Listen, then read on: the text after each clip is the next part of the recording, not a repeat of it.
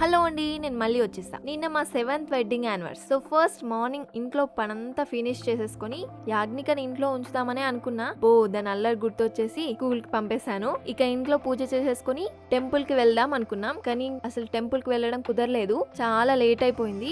Ready అయి బయటకు వెళ్దాం అనుకుని రెస్టారెంట్ కి వెళ్లి చికెన్ 65 ఆర్డర్ చేసాం అండ్ మొజిటో కూడా ఆర్డర్ చేసాము. టేస్ట్ అయితే చాలా చాలా బాగుంది. మీకైతే ఫుల్ ఎంజాయ్ చేసింది.